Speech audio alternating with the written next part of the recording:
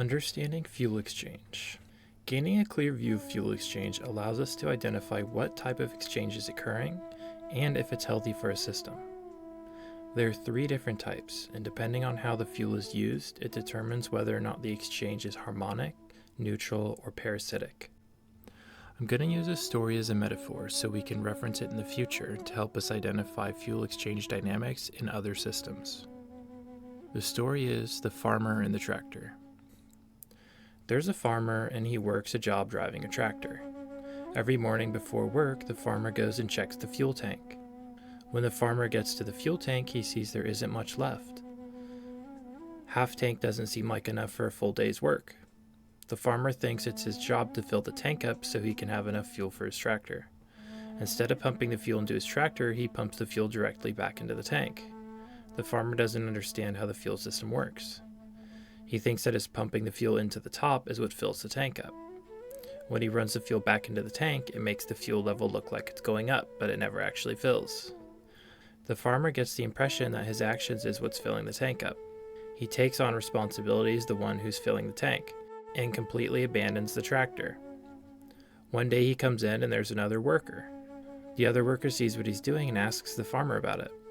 The farmer explains about the fuel and how he's the one who fills the tank. The other worker explains to him how the fuel system works. Running fuel back in looks like it's filling the tank, but it actually burns fuel while it's pumping it. When he leaves work, the fuel is lower than when he came in.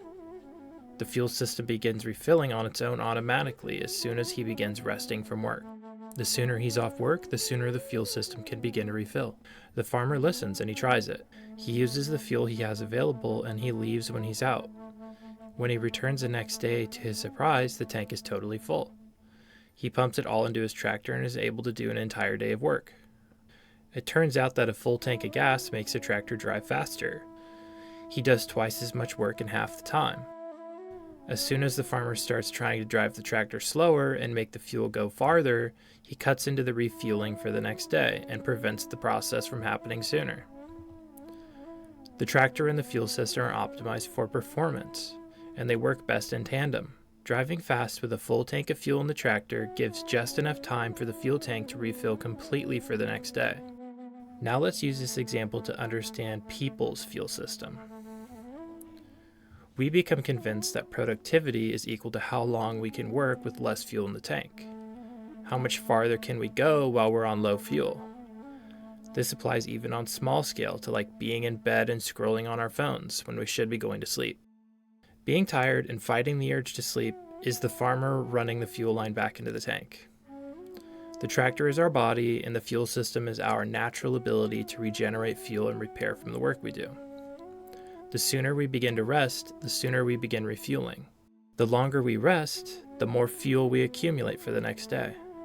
The more fuel we have, the faster we can work when we do.